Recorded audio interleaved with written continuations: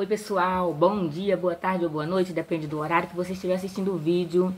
Você já ouviu aquela frase que nos pequenos frascos estão os melhores perfumes? Pois então, foi o que eu lembrei quando eu li esse pequeno livro aqui, ó, do Paulo Vieira. Ele é pequenininho esse livro e eu li ele voltando para casa durante essa semana no ônibus. E tem aqui 6 atitudes que é para transformação da vida de qualquer pessoa. 6 atitudes. E eu achei muito interessante, eu queria compartilhar com você. E eu vou ler apenas assim pelo menos um parágrafo de cada uma dessas atitudes. E eu gostaria que você fizesse uma autoanálise. Se você faz ou não faz. Se você pratica ou não pratica uma dessas atitudes.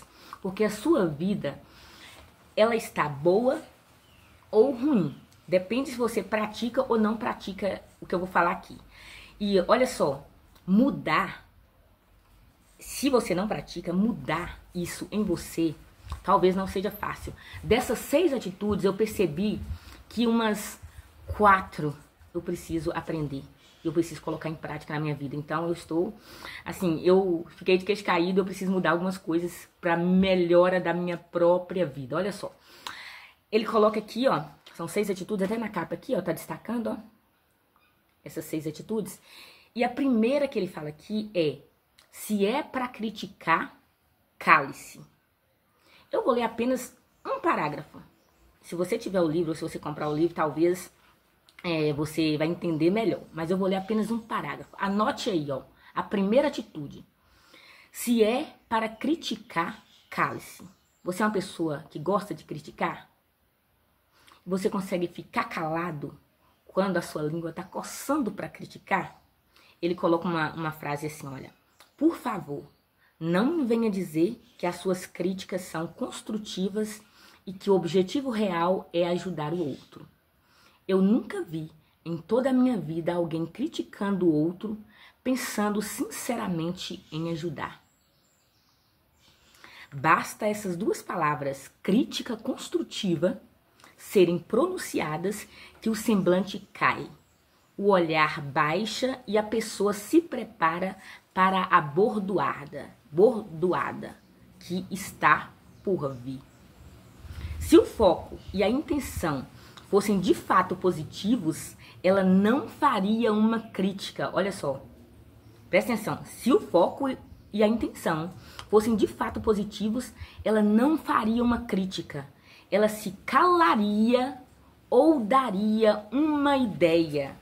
Diria algo em que o foco fosse o acerto e não o erro. Olha só, gente. Quando você está querendo criticar e você quer apontar aquele erro para a pessoa e fala: vou fazer aqui uma crítica construtiva. E aqui ele dá, sabe, ele dá, como fala aqui, olha, ele bate aqui na cara praticamente, né, de uma maneira educada. Olha só, se fosse a intenção positiva, não daria uma crítica, não faria uma crítica. Se calaria ou daria uma ideia. Se calar, gente, você consegue se calar quando quer criticar? Ou você sabe dar uma ideia? Porque, gente, tudo isso aqui me refletiu até uma situação que eu passei aqui na minha casa esses dias, que a minha irmã estava aqui. Ela, se estiver vendo esse vídeo, vai lembrar. E eu aprendi a refletir naquela situação que não ficou legal. Eu vi uma situação que eu não agradei e eu fui falar com ela, eu e o meu outro irmão, e ela não gostou. Mas a gente começou a criticar. Talvez se a gente desse uma ideia: ah, minha querida, por que você não faz assim, assim? Não, me refletiu muito aquela situação, viu? Minha irmãzinha que estiver aí assistindo esse vídeo. Porque se a gente, às vezes, desse uma ideia, né?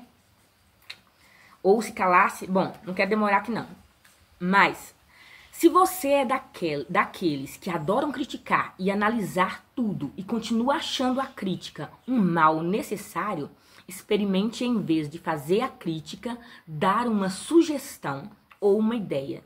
Você verá que os resultados obtidos serão muito maiores e as pessoas farão questão de sua companhia e a sua orientação, algo que não acontece com aqueles que gostam de criticar. Lembre-se, é muito fácil criticar. É muito cômodo falar do cisco nos olhos dos outros, porém isso impede de vermos a trave nos nossos olhos, né? Ele falou aqui até uma citação bíblica. Gente, o segundo ponto aqui é: se é para reclamar, dê sugestão. Se é para reclamar, dê sugestão. Aí ele fala aqui, olha, na Bíblia há diversos relatos do poder das palavras proferidas e muitos cristãos continuam com uma total imprudência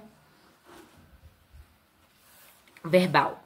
Muitos cristãos continuam com uma total imprudência verbal, usando palavras de reclamação e lamúria como uma faca sem pegadura que quanto mais tenta usar, mais se fere.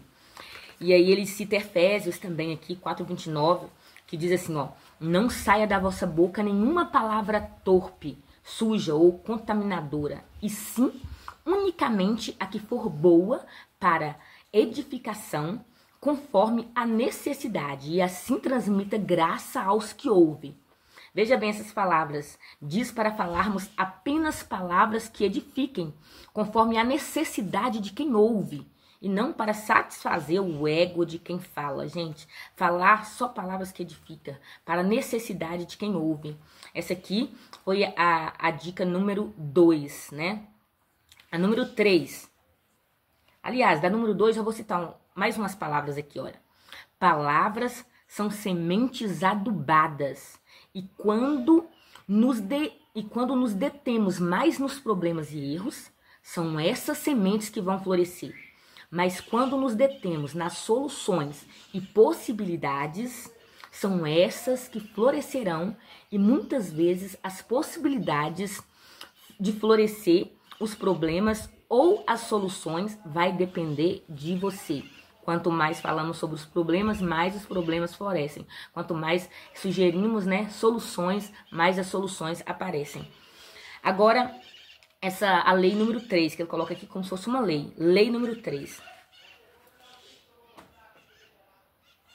Se é para buscar culpados, busque a solução. A busca pelos culpados é uma maneira simples e rápida de se desresponsabilizar pelo mundo em que se vive e pelos acontecimentos, pelos fatos. Aqui ele fala algo muito interessante, sabe? Ele fala que, ó, não busque culpados, busque solução e aliados, parceiros de uma aprendizagem eterna. Eu lembro daquela passagem da Bíblia quando Deus colocou ali Adão e Eva no jardim, né? E Adão e Eva pecaram, né? Eva deu o fruto ali para Adão e os dois pecaram. E quando Deus chega ali no jardim e procura por eles e depois pergunta para Adão: Adão, por que você fez isso? Por que você comeu do fruto do qual eu disse para não comer? E Adão, ele não se responsabiliza, ele culpa Eva. Aí ele fala: ah, Senhor, a mulher que tu me deste. Aí Deus pergunta para Eva e a Eva faz o quê? Culpa a serpente. Foi a serpente, né? Então, sempre caçando um responsável pelo próprio erro. Aí que ele fala para que nós venhamos nos autorresponsabilizar, assumir os nossos erros, não procurar culpados. Olha só, não procure culpados, né? Procure solução. Agora, a quarta lei que ele fala aqui é: se é para fazer-se de vítima, se é para se fazer de vítima, faça-se de vencedor. Aí ele fala aqui, olha: muitos possuem um terrível hábito de se fazerem de vítima, seja criticando e reclamando ou colocando-se em uma situação de inferioridade e sofrimento. Você conhece alguém assim? Olha só, ele fala aqui, olha: adulto carente e infantilizado sairá sempre em busca de se sabotar e levar sua existência ao declínio. Mostrará a quem lhe der ouvidos que está sofrendo, que está em crise, que sua vida é muito difícil, relatará como as coisas estão complicadas em casa, as contas atrasadas, a carestia, o sofrimento, o abandono e assim por diante.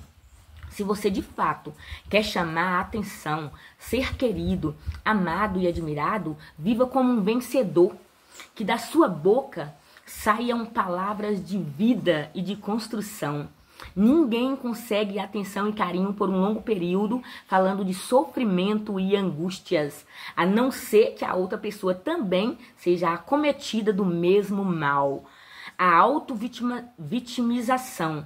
Aí serão duas pessoas debilitadas emocionalmente, servindo de muleta uma para a outra. Gente, eu lembrei do que uma colega minha, o nome dela é Raquel, vai lá no canal dela, Raquel Carvalho.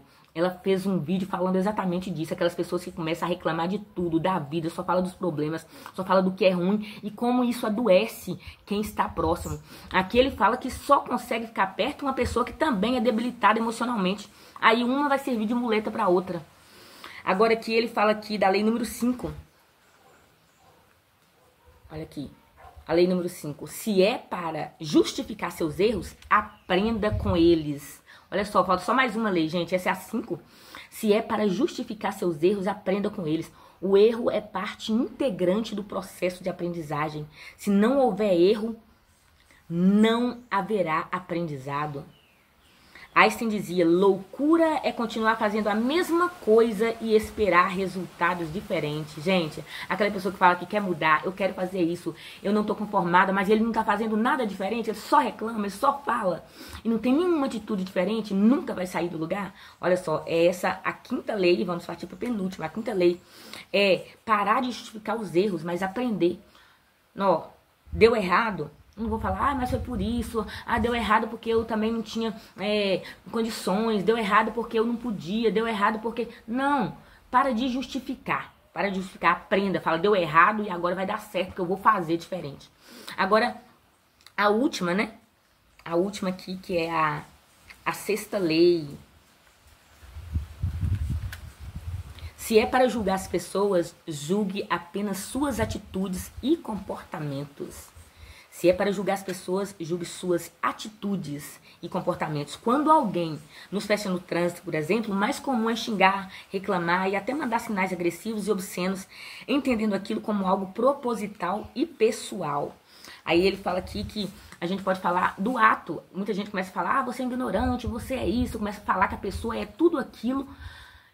E foi só uma ação. Julgar aquela ação, aquele ato foi inconsequente, aquele ato foi irresponsável. Não aquela pessoa é uma pessoa inconsequente, é uma pessoa irresponsável, porque nós não podemos julgar, porque nós não sabemos, não conhecemos nada da vida daquela pessoa, só foi aquilo ali naquele momento.